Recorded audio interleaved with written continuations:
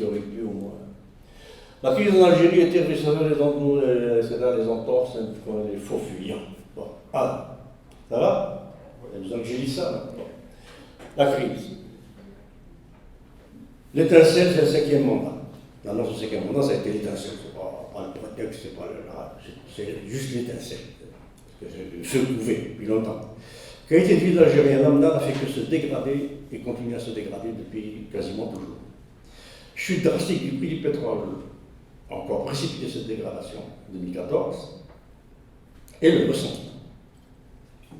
Le ressentiment parce que les richesses et le pouvoir commençaient à s'étaler de façon ostentatoire et sans complexe. Ça ajoute le hagam. Je ne sais pas comment on dit. Comptable, voilà, exactement. Scar. Et c'est d'autant que les richesses indécentes et les magouilles se mettaient au grand jour, avalanche de scandale. Scandale sur scandale sur scandale. Depuis Khalifa, enfin, il y en avait avant Khalifa, mais enfin, bon, Zgar, on en avait. Son entraque 1, son entraque 2, son entraque 3, Bjaoui, Chekib, les autoroutes, Tahkout, vendre de la viande à la cocaïne. Ça, c'est une recette algérienne. Viande à la cocaïne. Exposition de biens acquis à l'étranger, etc. On a commencé à voir. Tout ça, ça a poussé l'Algérien à plus que le ras-le-bol. Avalanche d'impunité, de côtoiement sans vergogne entre le pouvoir et les nouveaux riches, qui avaient l'argent, on l'a vu. Bon. Jusqu'à dernièrement, on voit ce que ça donne. Le peuple en état de ras-le-bol, d'écœurement, plus rien à perdre, eh bien il descend dans la rue. Et voilà. Spontané, manipulé, les deux, on ne sait pas. Moi je pense qu'il y a un peu des deux. J'ai vécu pratiquement de l'intérieur le printemps tunisien. On m'a invité tout de suite après, j'y étais en 2011. On m'a invité tout de suite après pour participer à l'élaboration de la transition tunisienne. Évidemment, c'était la gauche tunisienne qui m'a invité. Et donc j'ai vu ça de l'intérieur et je peux vous dire que oui, il y avait de la manipulation. Les ONG, vous savez que les ONG, c'est des nids d'espions. Il n'y a pas mieux comme facteur d'espionnage que les ONG. Parce que les ONG, ça peut être partout. Ça va dans les douars, ça va dans les foyers, ça va dans les maisons, ça va dans les... Donc il y a peut-être, sur 12, 15 membres d'une ONG, la moitié c'est des espions. Et une des officiers d'espionnage, alors qui ne se cache même pas, c'est la fameuse USAID. C'est une officine directe de la CIA. C'est même pas caché. Bon. Donc, manipulé avec des ONG, etc., manipulé par des clans du pouvoir qui n'étaient pas d'accord avec le 5e mandat, qui n'arrivaient pas à se mettre d'accord sur la suite, etc., et qu'on laissait faire la rue, parce que normalement il est interdit de manifester à Alger. Donc, laisser les manifestations faire, c'est peut-être aussi une possibilité qu'une partie des clans au pouvoir espère récupérer ce que va faire la rue, en tout cas laisser faire. Jusqu'à quand? Je ne sais pas. Alors, certains groupes ou clans espèrent en tirer parti. Maintenant, les tergiversations et les faux fuyants. Démission du président, c'est incroyable, dans lettre à la nation, il dit qu'il n'a jamais été candidat à la candidature à laquelle il était candidat. Ça, c'est une logique qui m'échappe. Il démissionne d'une candidature à laquelle il n'était pas candidat. En Algérie, ça se passe. Voilà. Alors, donc, tentative de prolongation signée du 4e mandat. Évidemment, la manœuvre était trop grosse. On n'a pas accepté. Recul devant la conscience claire de l'abus, en offre un gouvernement compétent. Mais jusque-là, les gouvernements qu'on a vus, ils étaient quoi? Mais c'est incroyable de dire ça. Dire, on va nommer un gouvernement compétent. Et jusque-là, tu faisais quoi? Tu allais sélectionner les incompétents. Ça, c'est pas ça. On est au niveau du sketch de Raymond DeVos. C'est de l'absurde comique. Bon. Alors, donc voilà. Ceux qui doivent changer se chargent de faire le changement. Vous voulez que je change? Laissez-moi, je vais changer. Dans le cadre de la Constitution, alors que la Constitution est hyper présidentielle. Vous savez qu'on a une des constitutions les plus présidentielles de l'histoire, sans doute. Encore plus que celle de Gaulle, la Ve République.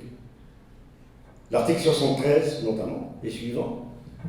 Le président, il a tous les pouvoirs, il est au-dessus du peuple, il est au-dessus du commun des mortels, il est au-dessus du pénal, il est non imputable, c'est plus qu'un empereur dans la Constitution actuelle.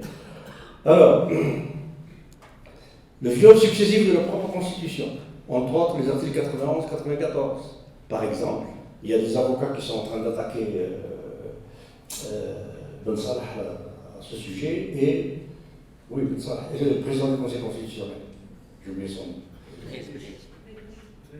Voilà, Yazid. Un DP, là.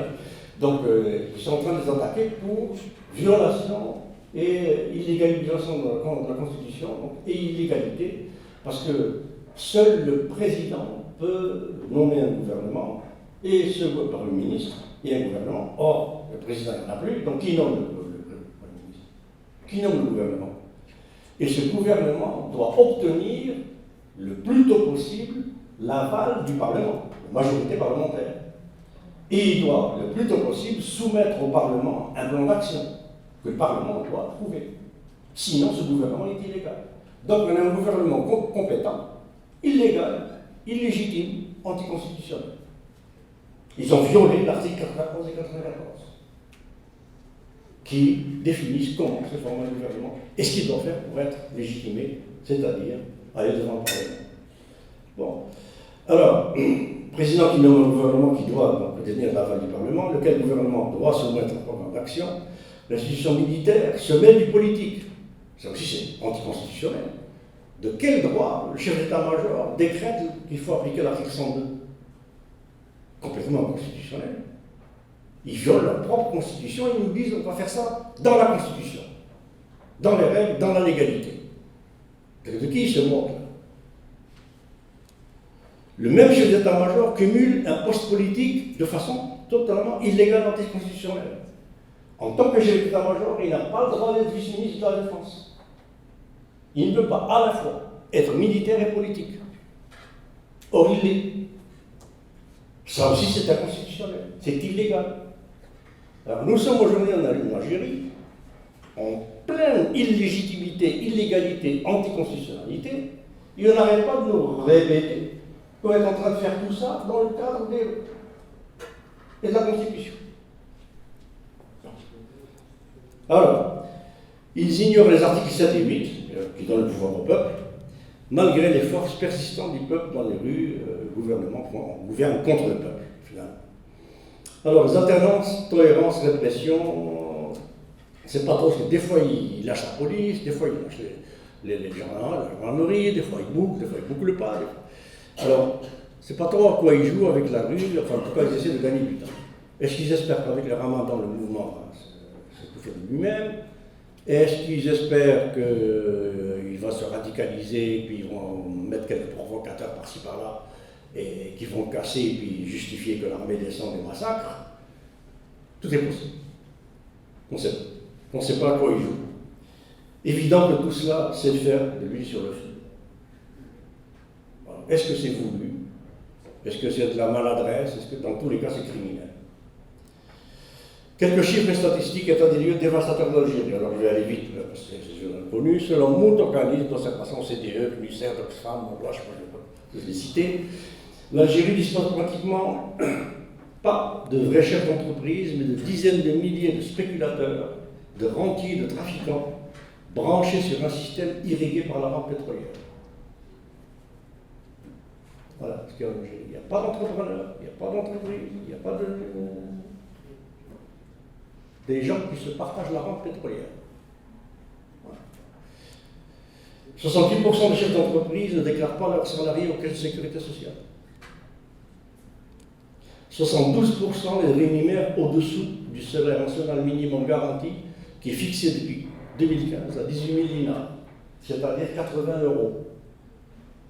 aujourd'hui. 55% les font travailler 12 heures par jour, alors que la loi c'est 8 heures. Parmi les derniers pays à peu près dans tout, nous, l'Algérie. Doing business, corruption, qualité de vie, tourisme, sécurité routière. Alors, on est les champions, les vice-champions des morts par accident de la route. Système de santé, éducation nationale, sinistré, éducation nationale, système universitaire, tout. Dans tout ça, on est classé systématiquement parmi les derniers. C'est pour ça que je vous ai dit, l'Algérie est en état de multisinistrose. Alors, il faut être fort pour faire de ce pays magnifique, avec un peuple qui a su faire tant de choses dans son histoire, faire de ce peuple qui a tant de richesses, d'en faire un pays multisinistré. Il faut être fort, vraiment. Faut être aidé. Faut être aidé. Comprenne qui comprendra. Par des recettes en devises hydrocarbures, hors hydrocarbures, entre 2 et 5%. On a des trésors, des champions, des entrepreneurs, des chefs d'entreprise. Qu'est-ce qu'il fait 2% du PNB, des recettes de l'État. Quoi ça? Dans les 2%, il y a de la matière première. Non? Dans les 2%, il y a d'autres matières premières. Ben oui, en plus, il n'y a aucune transformation, évidemment, dans ce 2%. Bien sûr.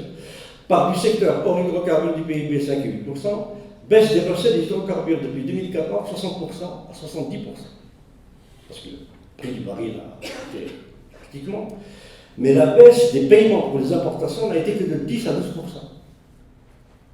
Ça veut dire que ce que nous devons payer à l'étranger pour continuer à vivre n'a baissé que de 10%, tandis que ce que nous recevons pour payer ça a baissé de 70%.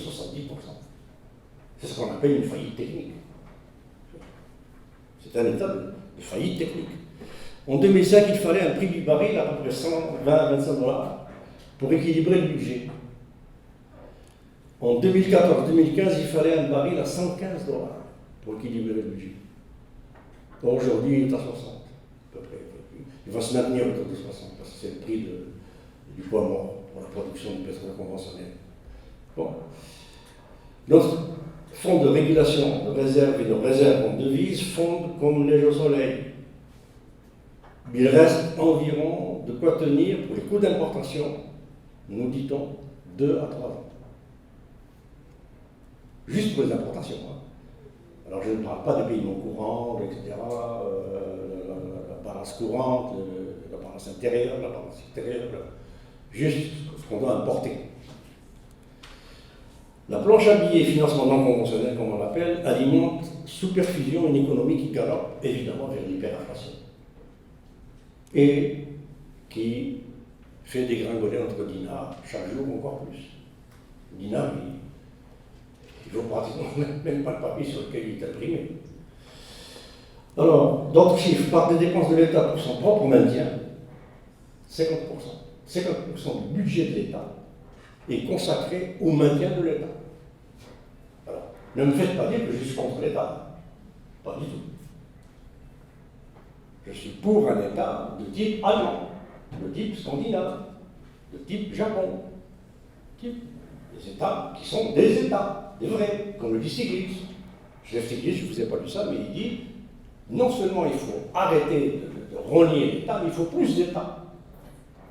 Mais un vrai État. Qu'est-ce que c'est un vrai État? Un vrai État, c'est un État qui a comme objectif et comme mission, le maintien en état de dignité du citoyen, 2, l'intégrité du territoire national. C'est ça le rôle de l'État. C'est pas d'enrichir ses copains. Bon. Alors, donc, pour maintenir sa propre machine pléthorique et corrompue, 50% du budget de l'État alimente sa propre machine. Dépenses de l'État accaparent 65% des recettes en hydrocarbures. Taux de chômage officiel, 12%. En réalité, il doit être de 25%. Et encore, je suis optimiste. Taux de chômage officiel des jeunes, 25%. En réalité, ça doit être 35-40. Taux de chômage des diplômés, y compris universitaires. Qui parmi vous ne connaît pas de diplômés universitaires algériens au chômage? Même des médecins. Moi, j'en connais plein. La valeur du dinar dégringole vers des niveaux insondables. Notre dépendance alimentaire des étrangers, 75 à 80%. Un pays qui a été le grenier à blé de l'Empire romain. On a été le grenier à blé de l'Empire romain. Et là, on dépend 70% d'étrangers pour les oignons. On importe des oignons. C'est une oubli quand même.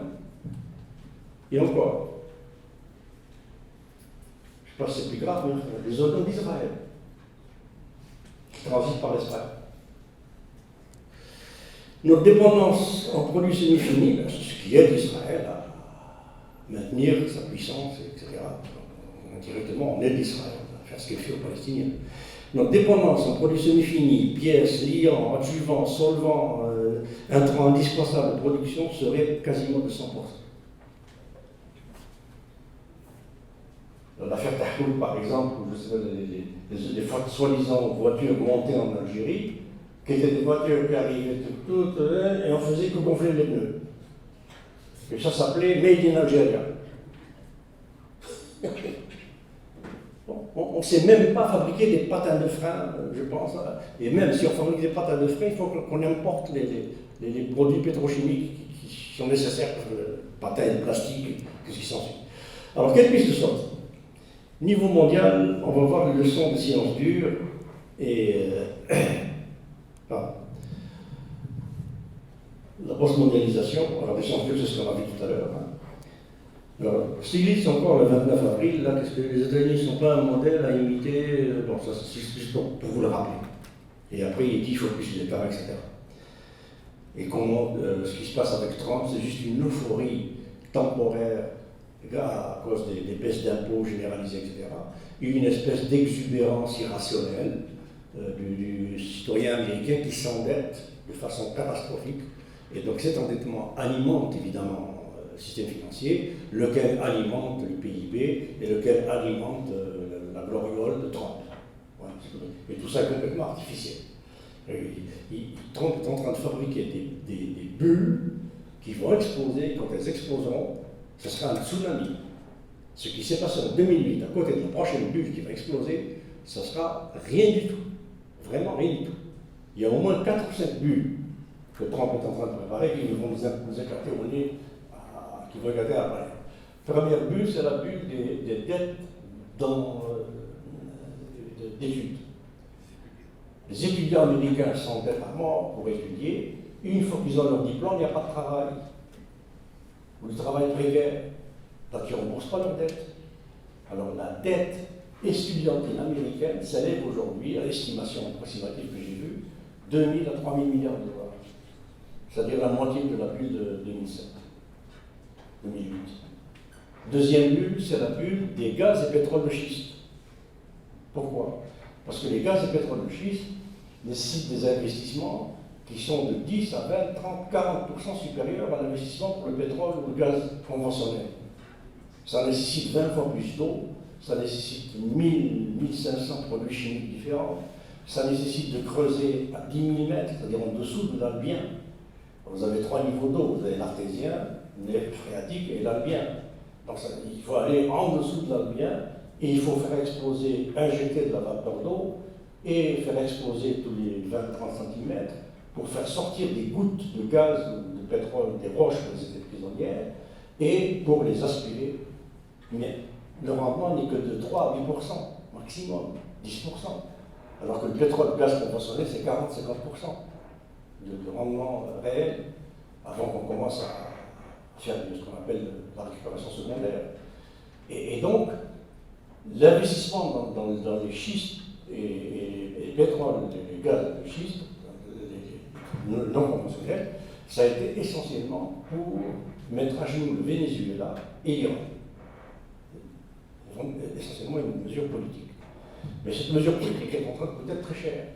Vous allez en Pennsylvanie, où on a fait beaucoup en Arkansas, ou en Dakota du Nord, on a fait beaucoup, Texas aussi, beaucoup de forages comme ça non conventionnels.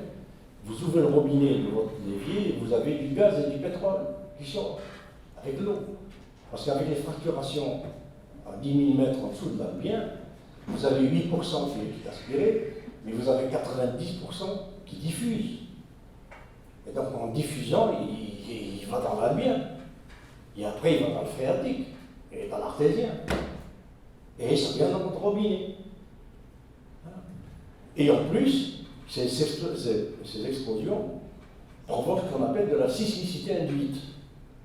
C'est-à-dire que ça provoque des tremblements de terre. Là, il n'y a jamais eu de tremblement de terre aux États-Unis, ils en ont maintenant. Alors, ces tremblements de terre, qu'est-ce que ça fait? Ben, si vous avez un puits chez vous, et que pour l'eau, vous êtes en Kansas quelque part, eh bien, votre puits est contaminé parce qu'il est fissuré. Et votre maison, etc. Incroyable. Alors, en plus de ça, des milliers de gens se sont endettés pour aller dans ce Klondike, qui est le gaz et le pétrole de schiste, et comme c'est pas rentable, ils ne peuvent pas rembourser leurs dettes. C'est la deuxième bulle. 3 à 4 000 milliards de dollars, on ne sait pas. 5 000, on ne sait pas. Troisième bulle, la bulle immobilière, qui a déjà dépassé celle de 2008, d'après certains chiffres que j'ai lus. Cinquième bulle, ou quatrième, je ne sais plus où j'en suis, c'est celle, tenez-vous bien, des ventes d'automobiles. Les Américains, ils n'achètent ni Chrysler, ni General Motors, ni Ford. Ils ne sont pas fous. Quand il y a Toyota à côté, ils ne vont pas acheter Ford. Mais pour que Ford et Chrysler, General Motors restent en vie, alors que c'est des entreprises privées, depuis 2008, c'est des entreprises publiques. Depuis 2008, General Motors, par exemple, a été racheté à 75% par l'État américain, 15% par l'État canadien et le reste par les syndicats. C'est une entreprise privée, ça? Pourquoi on la laisse agir comme si c'était une entreprise privée? Il n'y a plus d'entreprises privées aux États-Unis. Il n'y en a plus. En 2008, l'État américain a imprimé 15 000 milliards de dollars pour racheter son système financier au complet. Quand vous rachetez le système financier américain, vous rachetez les dettes qui vont avec. Donc le moindre dépanneur de Philadelphie, qui a un compte en banque, son dépanneur appartient à l'État, qui a une lettre de crédit ou un crédit bancaire. Bon, donc, alors voilà, la bulle d'automobile, c'est qu'ils vous offrent les voitures. Ils vont la prendre gratuit, comme le Subprime en 2008, même mécanique. Prenez, c'est gratuit pendant 2 ans, 3 ans. Et au bout de 2 ans, 3 ans, vous commencez à payer des mensualités. Mais General Motors, Ford, etc., ils ont mis dans ces voitures des systèmes tels que on peut bloquer la voiture n'importe où, à distance, le jour où vous devez payer le premier paiement. Alors vous êtes sur un pont, vous n'avez pas payé, la voiture s'arrête, au milieu du pont. Si vous avez payé, elle roule. Alors ce qu'a dit la présidente, c'est une femme, enfin, je pense que c'est toujours elle, présidente de General Motors, elle a dit, l'Américain moyen, une fois qu'il s'est habitué à sa voiture, au bout de 2 ans, il sera prêt à tuer sa mère pour payer. Voilà la logique. Donc, ces gens-là qui ont fait toutes ces voitures, la même chose. Arrive le moment de paiement, ils ne peuvent pas payer. Une autre bulle qui s'accumule. Alors, donc, souvenez-vous, rappel, ce qui ne peut plus durer, le modèle intenable, dégâts, nature, société qui alimentent le PNB, le profit. Solution alternative. Alors là, on me reproche à chaque fois de ne pas donner d'alternative. Ah, Marc, que oui, mais il ne donne pas d'alternative. Qu'est-ce que vous appelez alternative? Si vous appelez alternative, dis-moi, malgré tout ça, comment je peux devenir Bill Gates? Ça, je n'ai pas d'alternative pour ça. Vous comprenez ce que je veux dire? Alors, les gens, ont dans la tête que solution alternative égale continuer à faire la même chose, mais changer pour maintenir le statu quo. Je n'ai pas de solution pour ça. Je n'ai pas de modalité de maintien du statu quo qui sont du changement. Ou on change ou on ne change pas. Alors voilà la première alternative. Qu'est-ce qu'il faut faire? Des profits raisonnables et pas maximaux. Qu'est-ce que c'est des profits raisonnables? C'est des profits qui respectent les flux de la nature. Si je fais mon argent avec du bois, je ne coupe un deuxième arbre que quand le même arbre a poussé au même endroit, avec la même taille et la même biodiversité. Alors je coupe. Si je coupe les arbres 10 fois plus qu'ils ne poussent, c'est évident qu'en 10 ans, il n'y aura plus d'arbres. Compliqué. Il faut respecter les flux de la nature, c'est tout. Et c'est ce que font, par exemple, ce qu'on appelle les sociétés primitives, dites primitives. Elles respectent ce que la nature donne, ou ne donne pas. Les animaux. Mais nous, quand on a inventé l'argent et le profit, c'est une invention diabolique, et c'est Aristote qui le dit. Aristote, 4e siècle avant Jésus-Christ, a dit la monnaie, c'est bon, parce qu'elle venait d'être créée un siècle avant lui. La monnaie, c'est bon pour l'échange, moyen d'échange universel. Ça vaut mieux de voyager avec la monnaie que de voyager avec les sacs de blé ou d'huile. Mais la monnaie est le premier élément dans l'histoire de l'humanité, disait Aristote, qui donne à l'être humain l'illusion de quelque chose qui peut s'accumuler à l'infini. Or, Aristote conclut, rien ne peut s'accumuler à l'infini, et on ne peut faire l'infini dans le fini, puisque notre monde est fini, qu'en détruisant. Aristote. C'est pour ça que les haram, ça vient d'Aristote, le topos, l'usure. Aristote a dit l'argent qui fait de l'argent, c'est un crime contre la communauté. Il y a toute personne dans la cité grecque qui fait de l'argent avec de l'argent est considérée comme ennemi de la Grèce et doit être banni et ses biens confisqués. Si on faisait ça avec nos faiseurs d'argent,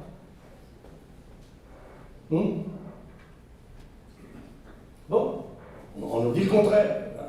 Aristote avait raison, malheureusement. Mais j'ai au moins un exemple, que je peux vous citer comme vous avez plusieurs, mais au moins un ici au Canada, que je connais très bien, c'est la compagnie Cascade. Les fameux papiers toilettes, papiers essuie-tout, tout ça que vous trouvez dans les supermarchés, Cascade, pluriel, c'est une compagnie que je connais depuis 1983, qui partage les profits, etc., et qui fait ce que j'appelle des profits raisonnables. Ils ne font que du bois à partir de déchets recyclés.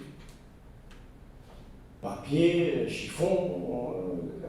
Et ils sont 150 000, c'est une multinationale, pas une petite entreprise. Ils partagent tout. Au lieu de blanchir au chlore, ils blanchissent à l'oxygène. Or, alors blanchir la pâte à papier au chlore, c'est plus rapide et plus rentable.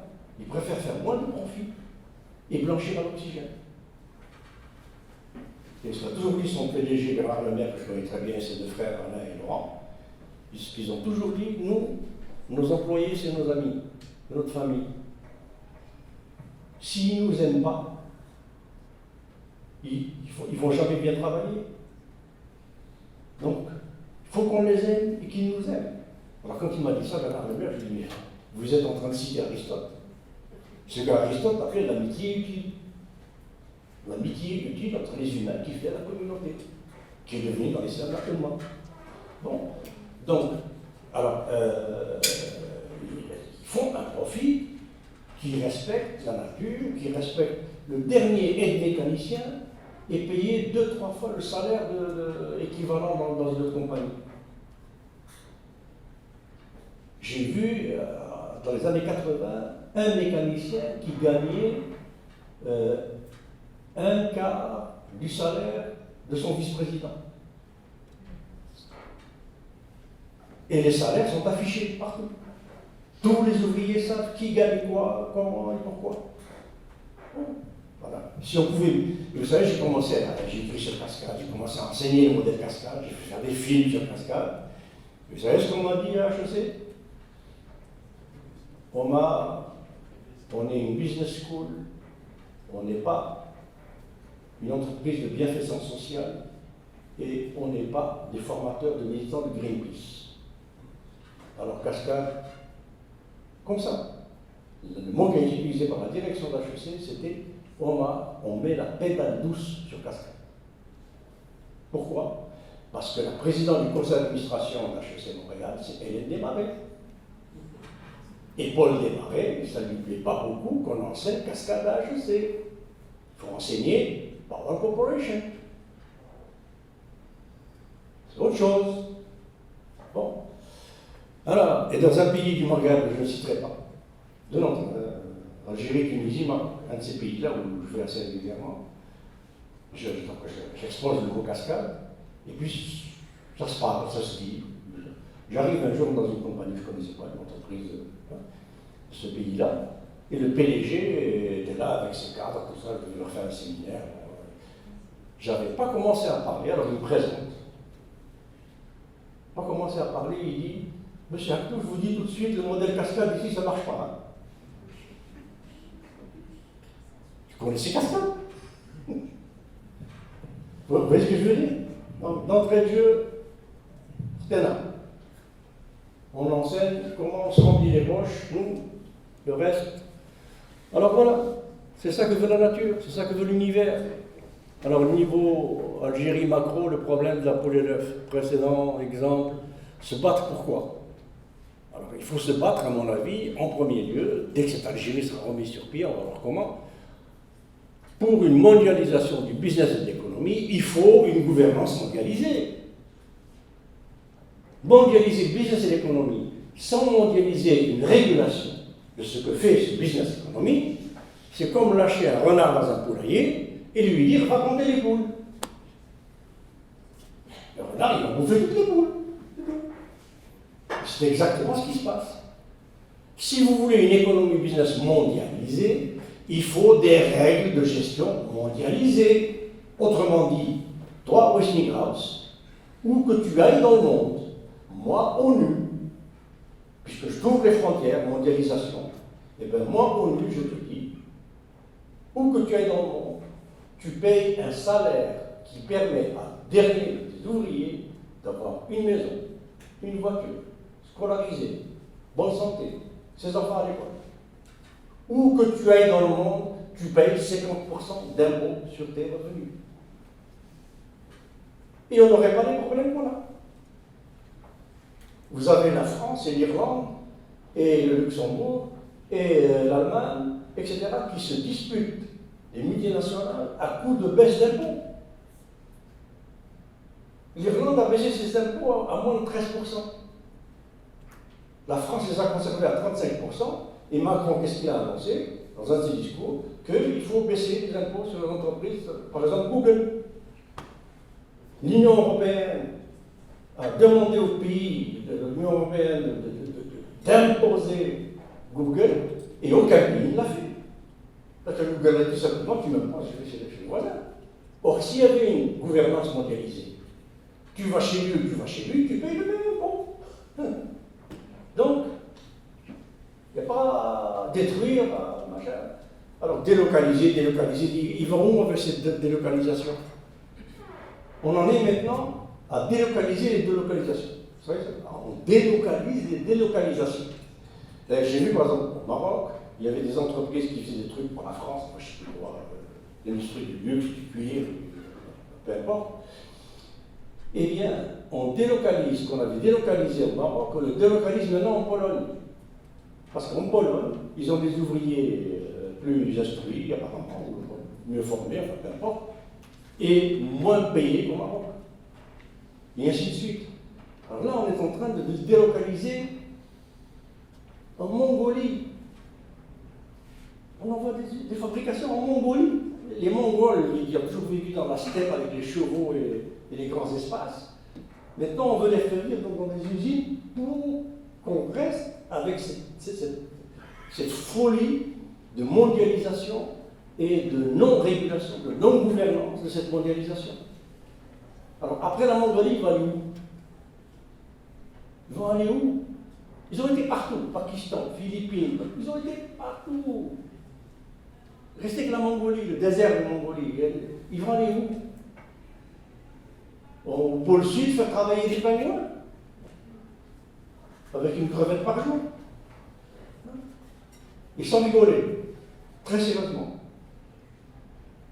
J'ai appris qu'il y a des officiers, américains notamment, qui cherchent à former des animaux au travail. Les dauphins, on est déjà arrivé. On fait faire aux dauphins beaucoup de choses que faisaient les scaphandriers. Je ne sais pas si vous le savez. Et évidemment, on les paye avec 2 sardines, des heures.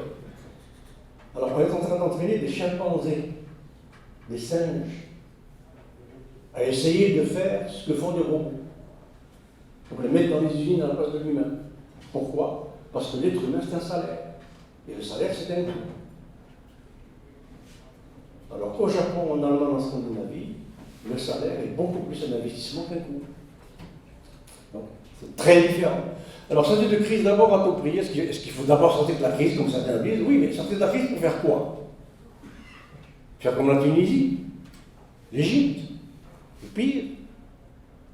La Tunisie, ben, j'y vais régulièrement. La dernière fois, les gens m'ont dit on regrette Ben Ali.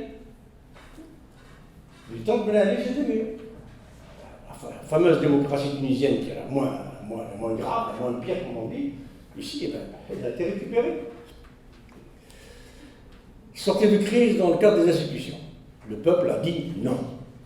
Vos institutions, on n'en veut pas, et il a raison, on a vu pourquoi. Alors, les dés sont occupés d'avance, mettre un préalable à la situation de dialogue, de retour à l'ordre, etc. C'est temporisé, à mon avis. Mettre un préalable de projet de société. Alors, c'est pour ça que je dis la poule et l'œuf.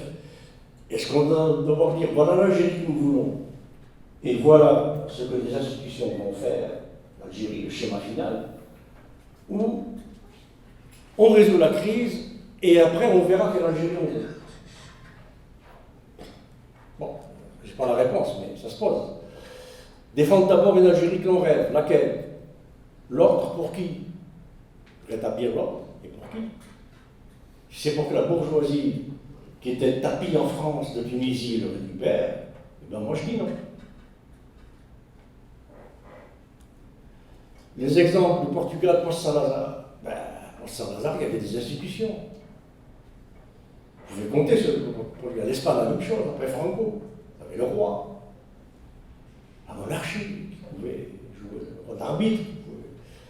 Le Brésil, post-Fernando Cardoso, bon, le Brésil, Lula, le Parti du Travail, il a dû faire des compromissions inouïes. Garder la Banque centrale néolibérale, le Parlement à moitié néolibéral, le ministère des Finances totalement néolibéral.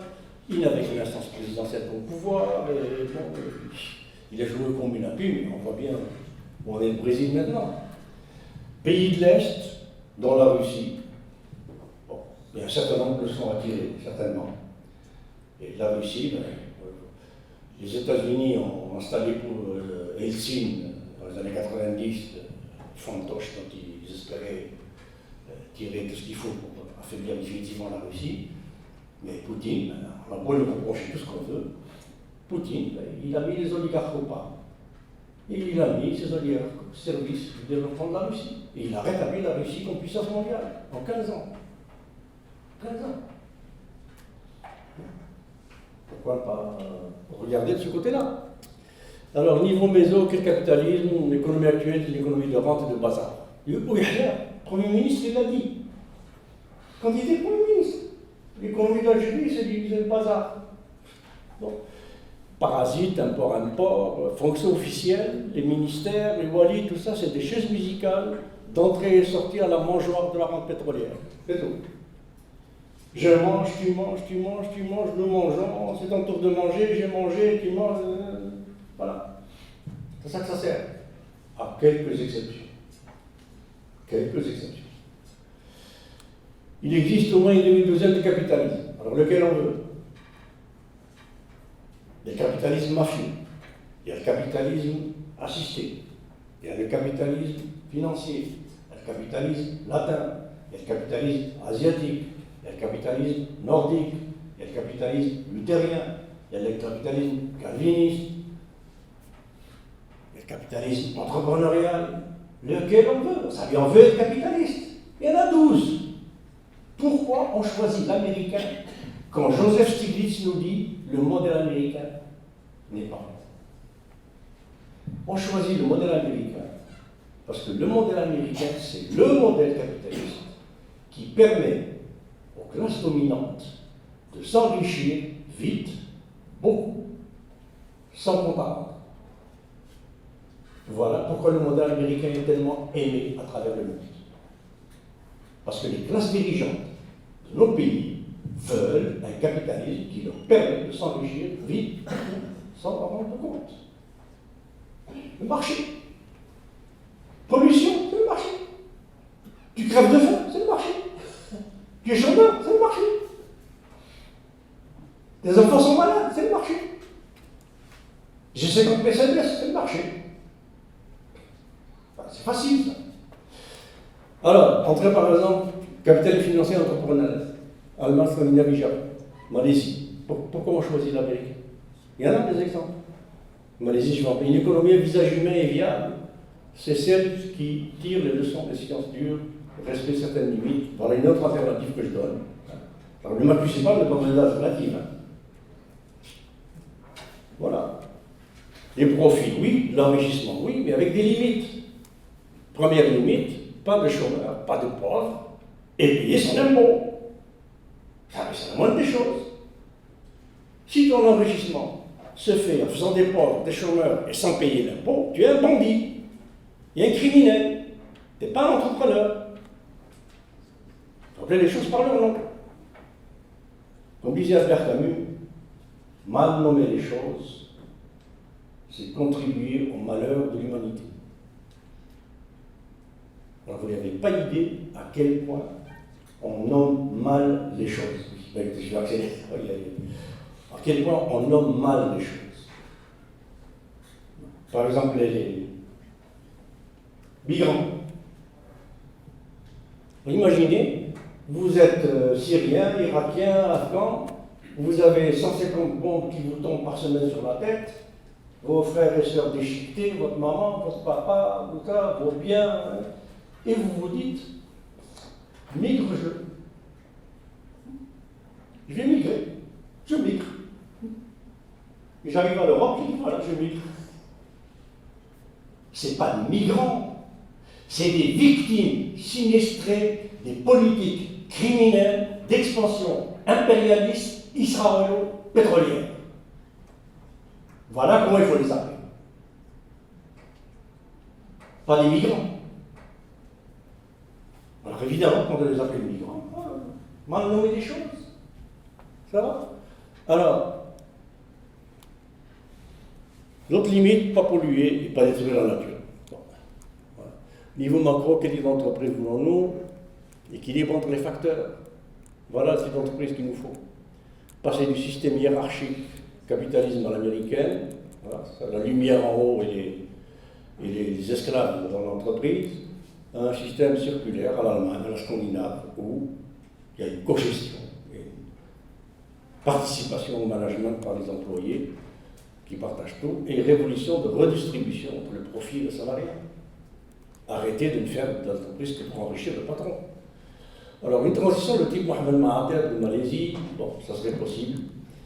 Mais Mohamed Mahathir, qu'est-ce qu'il a fait là? Interdiction sortie des sociétés de corruption, y compris les étrangers. Gel des avoirs et des complices étrangers. Les avoirs des locaux, contrôle strict des mouvements de capitaux. Mise en dehors de la Malaisie de tout ce qui était représentant du FMI, de la Banque mondiale, de l'OMC. Et il a prononcé sa fameuse phrase Look East.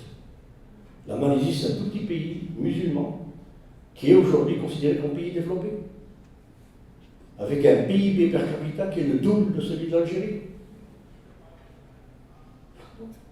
Alors, mise des familles économiques, comme les oligarques de Russie, au service du développement planifié.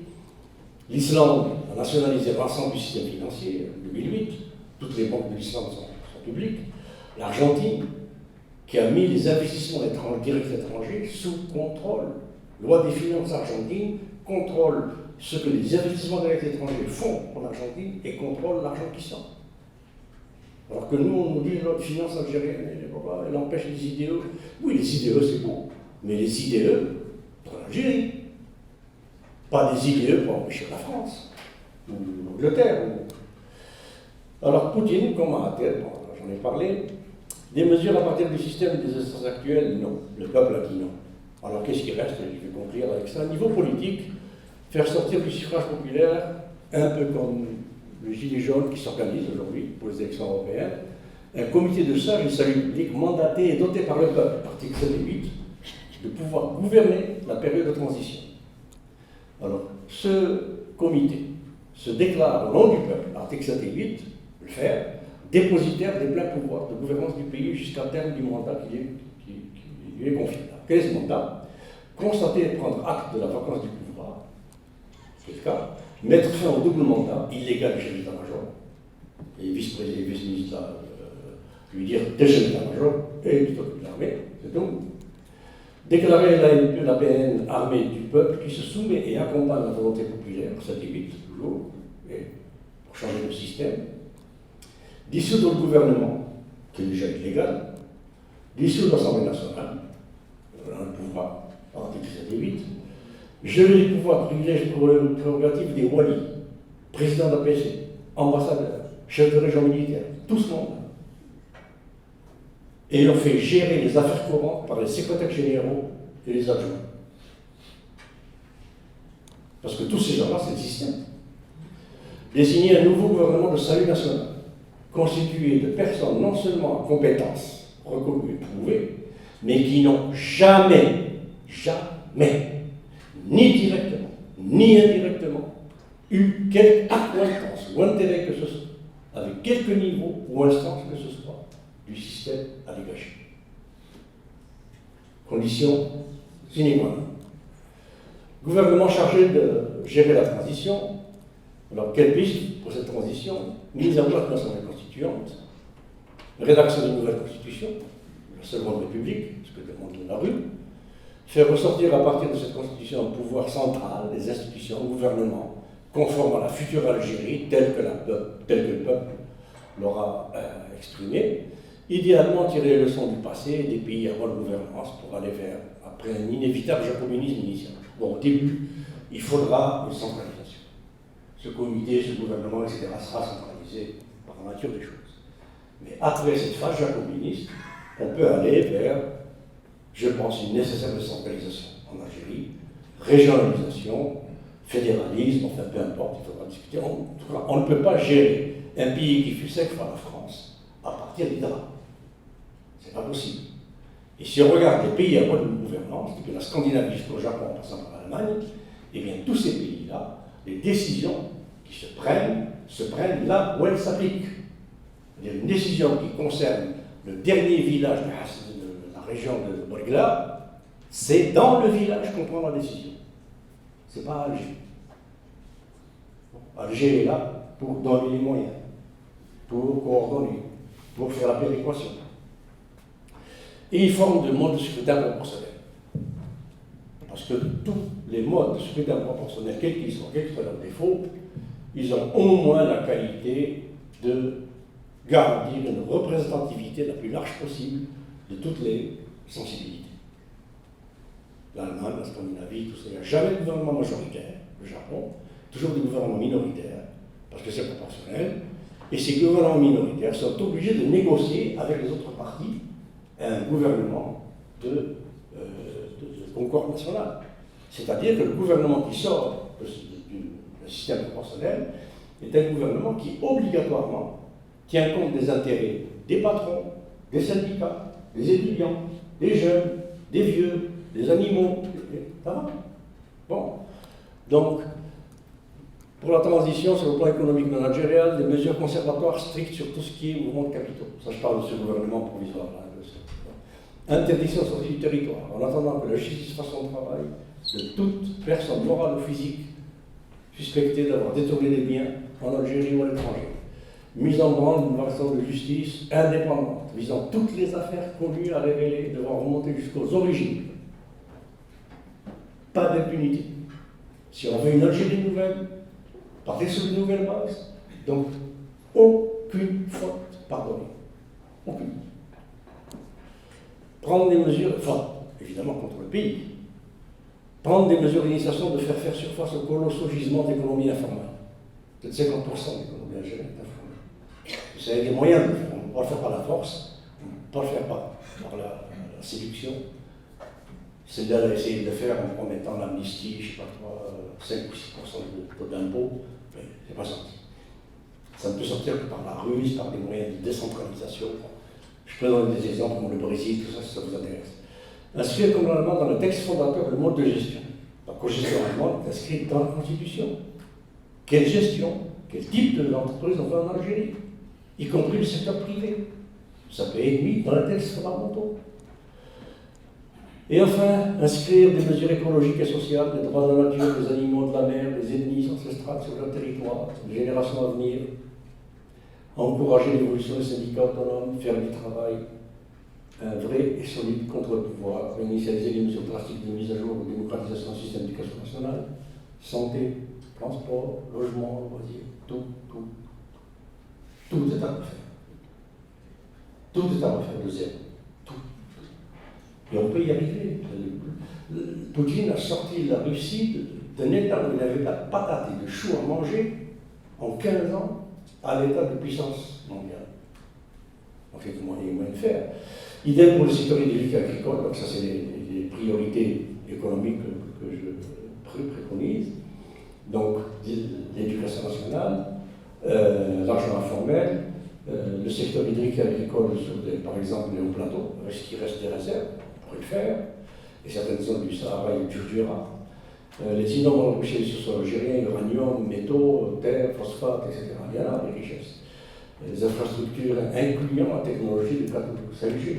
L'Algérie va être connectée, en fait. C'est incroyable. L'Algérie, on ne peut pas utiliser de carte de crédit.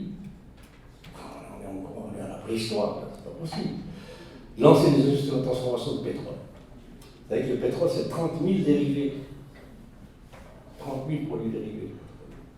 Le pétrole, c'est pas juste du liquide qu'on brûle. Alors pourquoi ne pas faire de la pétrochimie en Algérie? Alors voilà, je crois que je vais arrêter là. Cesser d'importer tout et n'importe quoi. Ça aussi, importer le strict essentiel pour les besoins essentiels. Et petit à petit, améliorer les choses. Merci infiniment pour votre patience. Et votre écoute.